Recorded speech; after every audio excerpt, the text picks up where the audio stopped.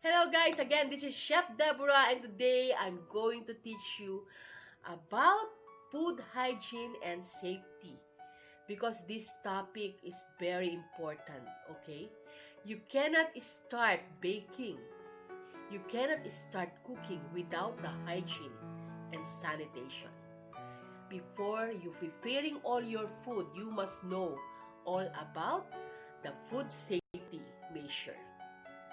So guys, what is food safety?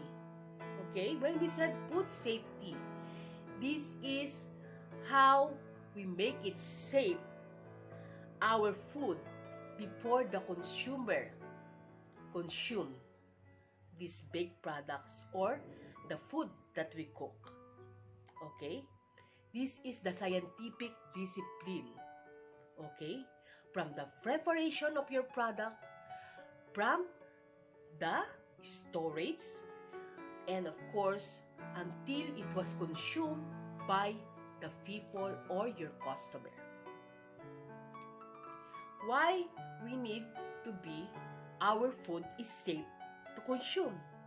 Of course, to prevent the food poisoning or any foodborne illnesses. Okay, we need to be careful in the preparation of our food. Okay, we cannot prepare your food if you don't have a knowledge in food safety. Okay, that's why I want to teach you something. To learn something from me, what is food safety, hygiene, and food safety. Okay, I want to discuss this one for you so that before you are baking or cooking, even you are cooking at home, you know it very well. Okay, I want you to understand about this topic. Of course, guys, we need to be always safe, or we need to be prepare our food safely to prevent the food poisoning. As I've told you, what is food poisoning?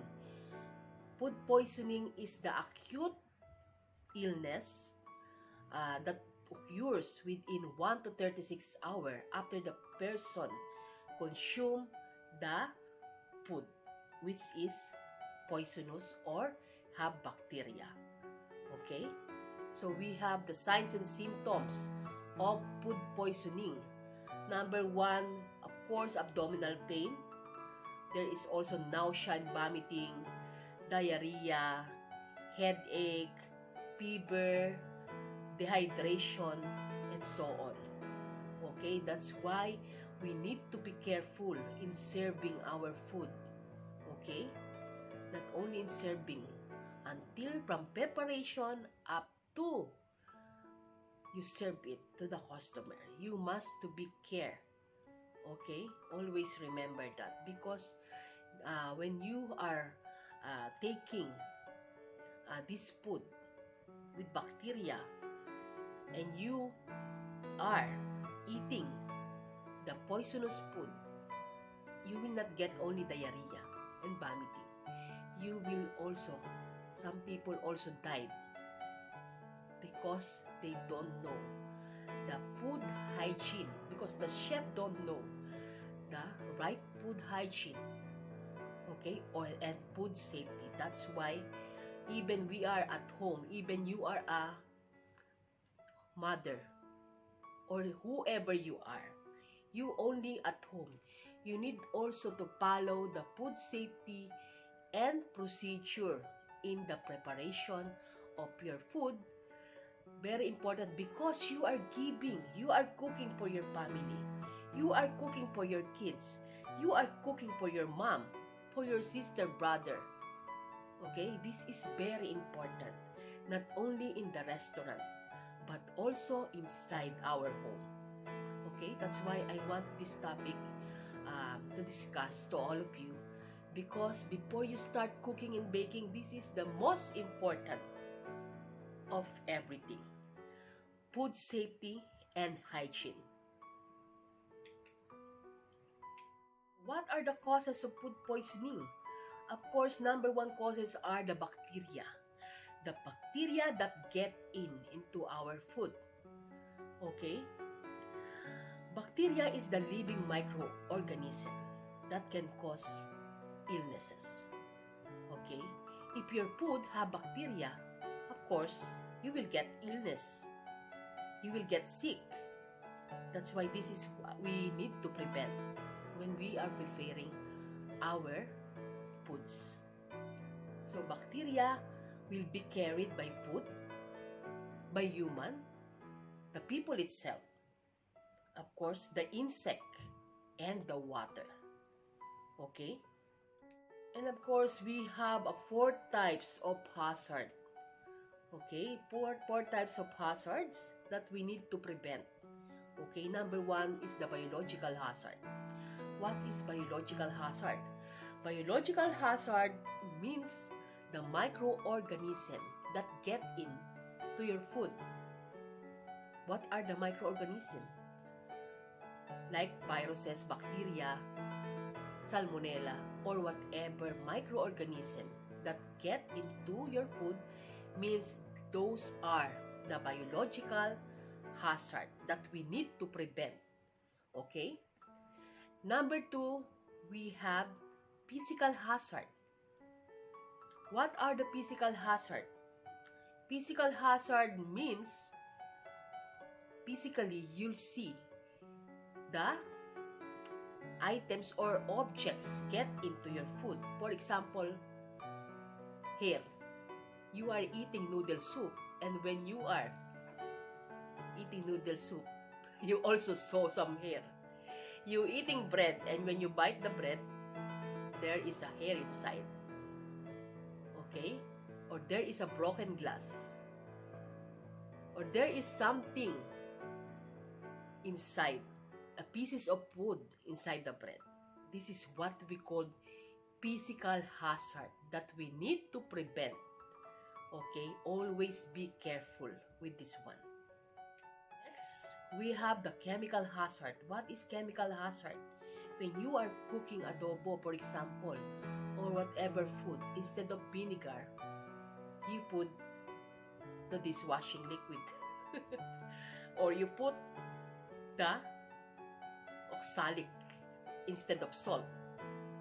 Okay, this is what we call chemical hazard. Be careful. Okay, in your chemical must be separate. Okay, in your kitchen must be not near to all your ingredients, all your chemicals that you are using in the kitchen. Okay, this is what we call chemical hazard. We need to prevent this to avoid accident, okay, or poisonous or poison to our consumer. Okay, to prevent. Okay, and next is allergenic. This is also very important. Okay, allergenic. If your customer is allergic to eggs and you did not tell or mention that our food have nuts or eggs or something that is give reaction or allergic reaction for the customer, you must be informed, or you must be a signage in your restaurant that our food here is contains nuts, our food is contains eggs, or contains some allergic ingredients like that. You must tell or ask the customer also as well, Madam, you have allergy for this one, you have allergy for nuts, like this. Sometimes you need to ask. You must to be careful, okay, in serving your food to your customer, even to your family. In our family, it's okay because we know already if your kids or your daughter is allergic to shrimp or whatever. You know already because she is your kids. They are your kids or your children. But if you don't know, if not a family member, if your customer, and after they eat and they become, they have a reaction to their body, of course, it will be a problem for you as the owner of the restaurant, as the staff of the restaurant as well, because allergy can cause death. Okay, always be careful with this one. Okay, Regarding the danger zone of the temperature in holding your food, this is also very important, because danger zone, if your food is at room temperature for more than 2 hours, okay, the bacteria is starting to grow. Okay, always remember that. That's why we have food warmers, or we have a holding cabinet, okay, so that the bacteria not grow. What are the temperature? What are the danger zone temperature? The danger zone temperature is 5 degree up to 60 degree Celsius. Okay, always remember that. If your food, for example, you are making pasta, you have pasta at home. For example, if your pasta is more than 2 hours outside temperature, and it's below, the temperature is already below 60, okay, means the bacteria started to grow. That's why we need to maintain up to 60 to up. Okay, when we are heating or warming the food, we have to maintain the temperature not lower than 60 degrees Celsius. Okay, because if you have mistake, even in our home, in our home, when you are eating or reheat the food, don't eat the food if you're not reheating the food. Okay, if it is longer than 2 hours in outside temperature, don't eat it. Okay, 2 hours to 4 hours, don't eat it until you did not reheat it again above 60 degree. You need to reheat it again above 60 degree temperature, because of no, you will eat, or the bacteria is still there in your food if you did not reheat it above 60 degree. Okay, in our home we don't know this one. You don't know. Yeah, even me before, I'm not a chef before, I don't know about this. We are eating in the small cafeteria, especially in the Philippines, without the warmer. They are selling food only outside on the street without the warmer, only in the pot. This food, they are selling almost 16 hours only there in the pot or in the tray or in the display cabinet, but without the food warmer, without reheating it. We never know. There is a lot of bacteria already with that food.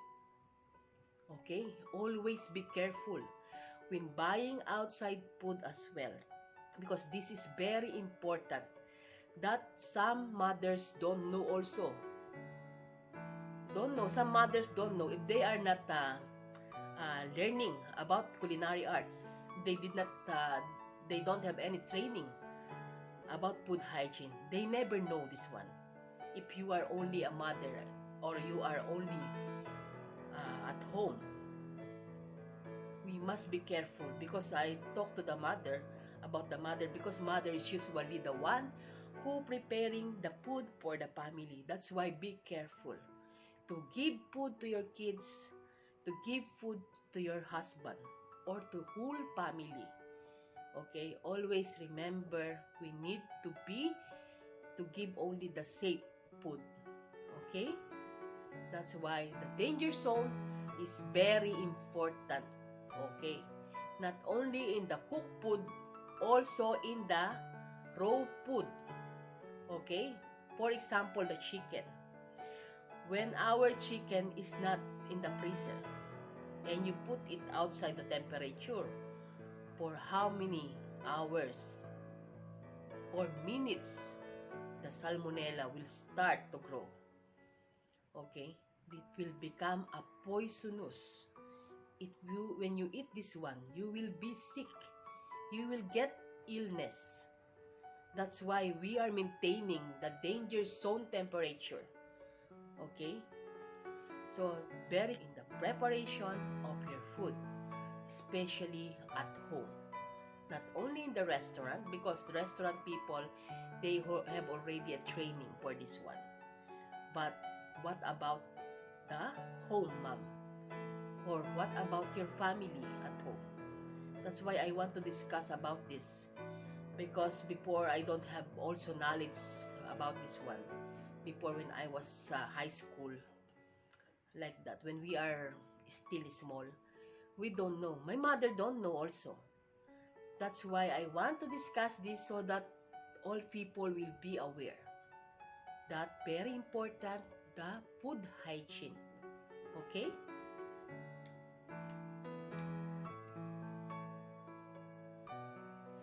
Okay, we have the what is the environment? Favorable environment for bacteria to grow. Of course, if there is a food, okay, if there is a food, of course bacteria will grow. Another, bacteria will grow also. And then about the time. Time also, in timings. If you don't know about the timings, how many days your food or how many hours your food left already outside temperature, and this food is a high risk food, that you did not keep it in a chiller or the freezer, the bacteria will grow. Also, very important, the temperature, because we have a danger zone temperature that we need to follow. Okay, that's why temperature also is one of the favorable environment for bacteria to grow. And of course, if there is oxygen and moisture as well. If there is moisture and oxygen, bacteria will grow rapidly. Okay? So how to protect your food so that bacteria will not grow? Okay? So that you prevent that your food will have bacteria. Okay, what you need to do? Of course, number one, you have to get all your ingredients from the reputable supplier. Very important. If your supplier is not good and they don't know also, they are not following also the food hygiene in their premises, this is also a problem. Okay, that's why you need to check if your supplier is HACCP certified to produce, for example, to produce mayonnaise or to produce something. They must be HACCP certified. Means they are producing their products with food hygiene and sanitation and food safety measure. Okay? So of course, effective instruction or training for all the food handlers, okay, in your premises, in your restaurant, in your factory, even at home. You must know, you must have a training. You must know what is the food safety, what is safe, what you need to do. You need a full supervision to produce a food, especially in the restaurant. You need a training, okay, before you handling any food. And of course, this is very important. You want to have a food hygiene, but more important is the handler hygiene. Okay? Your hygiene of yourself, of course. Okay? Personal hygiene.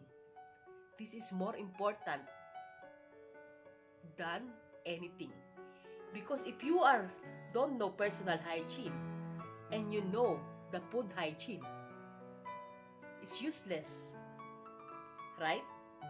The hygiene will be start from you, from the food handler itself, from the chef itself. Okay? That's why good personal hygiene, standard personal hygiene is very important in your preparation or when you are doing a preparation of your food, not only in the preparation, in the whole process until you serve it to your customer, you must have good personal hygiene. Of course, you must have a well-constructed premises to produce food, right? Of course, your kitchen is nice. Your kitchen is all stainless tables. You're not using wood tables in making bread.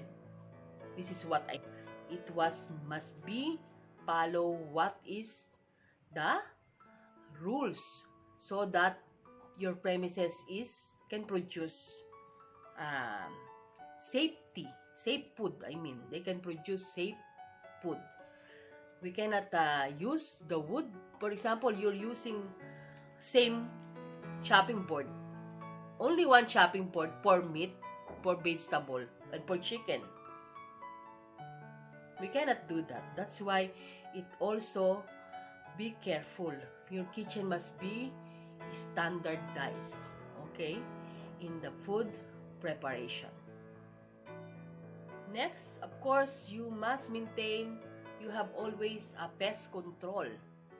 Okay, what you mean, pest control? Means if you have a mice or the rat in your kitchen, and there is also a cockroach going to your food. So insect also is the carrier of bacteria, the carrier of microorganism that leads to poison, okay, that leads to illnesses. And of course, very important is the separation of your raw ingredients to high-risk food, to no high-risk food. The storage, of course, it must be follow the rules. And of course, first in, first out, like this. You need to be careful in storage, okay? In storing your food, especially in the freezer, in the chiller. You must know it properly, okay? And of course, the disposal of the waste. This is very important also, that the waste from your restaurant, you must dispose it properly, okay? You must follow so that bacteria will not get into your food. Because if you don't know where to dispose your garbage, of course, there is also effect in your food preparation, or when you are cooking, all your tables is very messy. Okay, you forget something there, you put some paper going inside also in your baked products. That's why you need to be clean, okay? In your working table, it must be clear, okay? Every time you have some little garbage or some empty cans there or something, plastic crap or something, you have to throw it immediately. Don't let it stay in your table long time when you are preparing a food. You must be careful. Always keep it clean and disinfect your working tables as well. And of course, to prevent the food contamination, okay, you must be use different color-coded knives and chopping board. Use the red chopping board and red knife. It only used for the meat, raw meat, okay? This is only for raw meat. The yellow chopping board and yellow knife only for chicken, for duck, for turkey. Only the raw, okay? The raw. You cannot use this yellow for the cook. Okay? Always remember that. And the white one, use only for the dairy products like cheese. Okay? Some bakery products for white also. And then also, you can use only the blue color for the fish, only for the fish. And the green color for the seafoods as well, okay? And the green color is for vegetable and fruits, okay? And then the brown color you can use for the cook items. Any cook items you can use. For example, cook chicken, cook meat. You can use also because it's already cooked. The brown color. So we put color coded. This is color coded so that to prevent the contamination. Okay? Because we need to, don't need to contaminate. For example, you cut chicken in the yellow chopping board. And you cut cheese in the yellow chopping board. So the salmonella and your cheese will be contaminated with the salmonella. For example, your chicken have salmonella already. It will go to your other item or other ingredients that you cut in the wrong chopping board. This is what I mean. That's why the chopping board in the restaurant and hotels or other HACCP certified, they are using different chopping board, color coded. Not same in our home. We have only one chopping board. But I want also this some of your home. It's better to have a different chopping board, not only one. Okay guys, that's all for today for the food hygiene and safety. Okay, I just discussed something so that you will understand. I did not discuss everything, but at least I give some and you learn something from me. Okay, until my next video. And of course, again, this is Chef Deborah. And don't forget to subscribe to my YouTube channel and follow me in Instagram and Facebook page. Okay, and don't forget to click the bell so that you will notify whenever I uploaded new baking and cooking video. Thank you so much. Have a nice day, everyone. Bye-bye. Subscribe and click the bell button.